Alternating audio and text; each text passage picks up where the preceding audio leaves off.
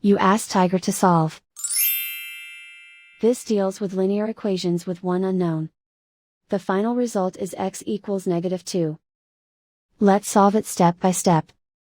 Group all constants on the right side of the equation. Add 13 to both sides. Group like terms. Simplify the arithmetic.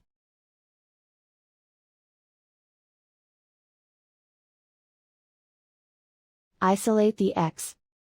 Divide both sides by -3. Cancel out the negatives.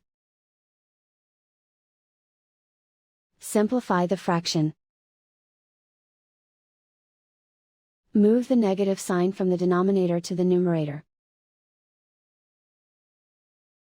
Find the greatest common factor of the numerator and denominator.